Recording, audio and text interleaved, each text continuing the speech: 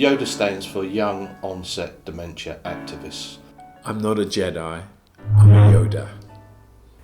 Yoda helps me find inner peace and strength in group activities.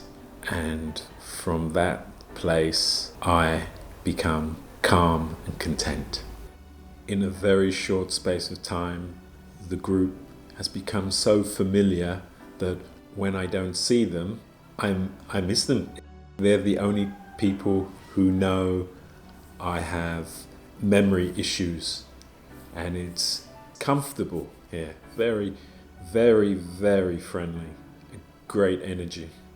At Yoda, the activities I've done, choir singing, animation, gardening, yes, gardening, which I never did, and it's been amazing. Gardening just been a dream. Hands in the soil has been like magic. And lots of talking, lots of discussion. Yeah, I forgot about the laughing, very important. Yeah, it's funny, we're all different backgrounds, different cultures, different career paths, but all one thing in common, and that's Yoda. And it's like a bond. It's nice, very nice. Different habits help the brain to thrive. Most mornings at 5 or 6, I try to go out and walk 5 kilometers. While I walk, I'm observing everything. You know, oh, that tree is different, or I try to notice everything along the journey, even all the dogs in that park. I'm observing everything, but it's all down to food. So I make juices, and I've only recently got my energy back, some energy, not all my motivation, but it's coming. But so I make juices, and that has really changed everything. When I was diagnosed with young onset dementia, I sort of didn't know where to turn. And I heard about this group from Zara Direct, friendly voice on the phone, saying exactly the facilities that were available here. And immediately I knew it was for me.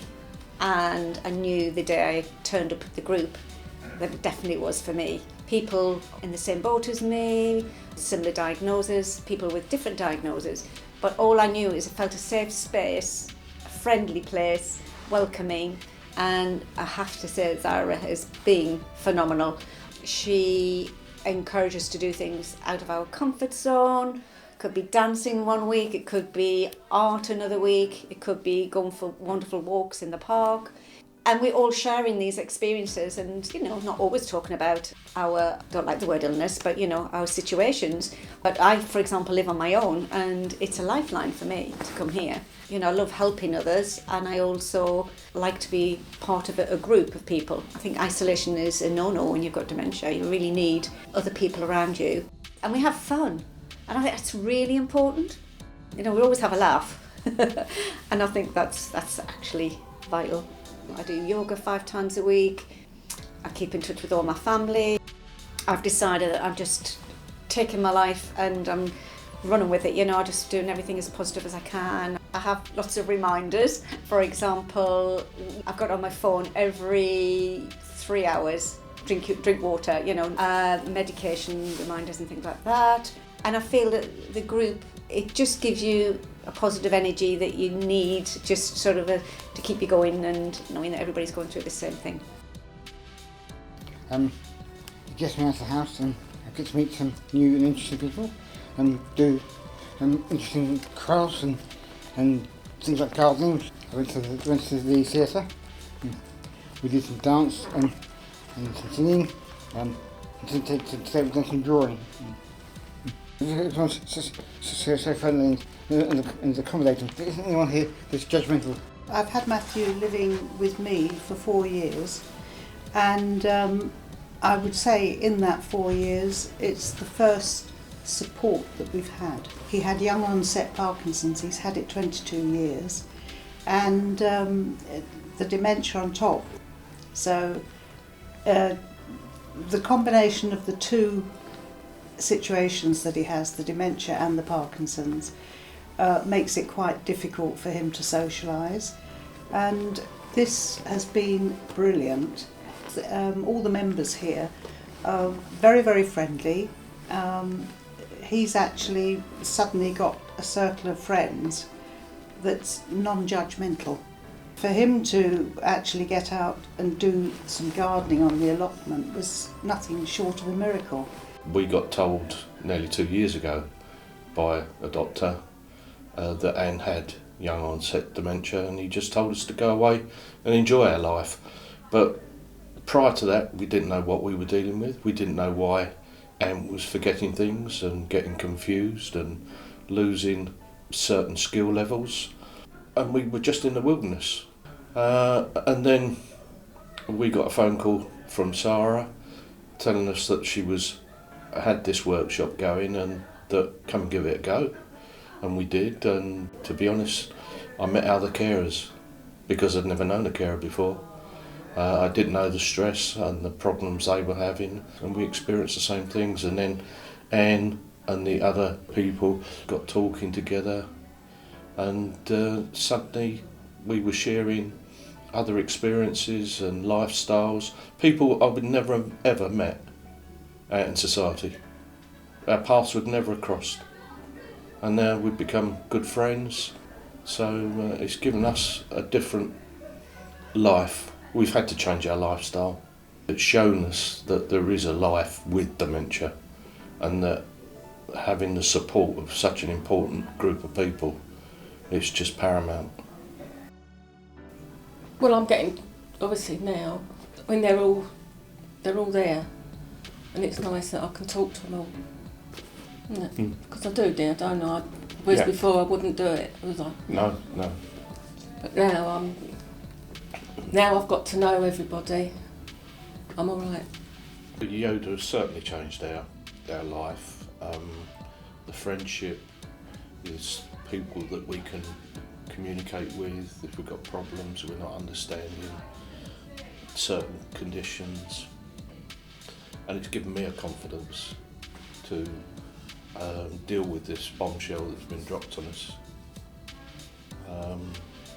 It's a nuisance, isn't it? Yeah, it is a huge nuisance. Well, I do try, don't I? You do try, darling, you do your best. That's all we can do.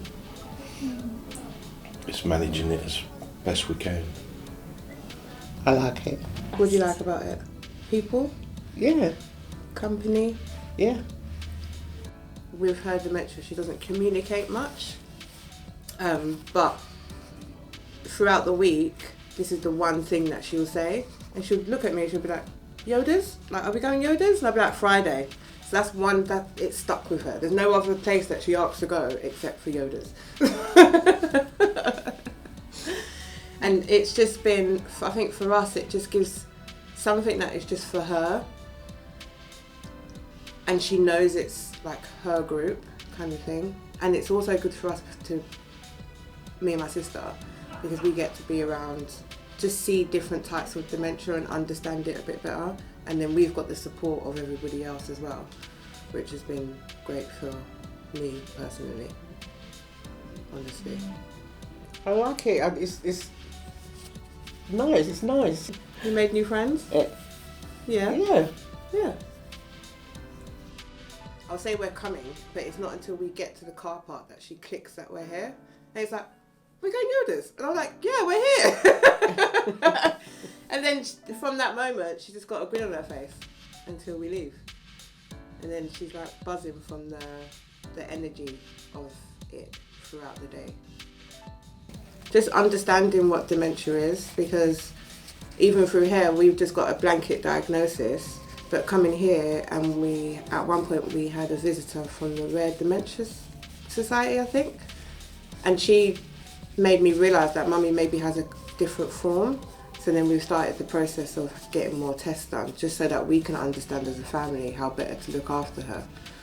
Because seeing her here, I was just like, oh my God, there's different levels to this. It's not just the same thing across the board, which has been really, really eye-opening for us.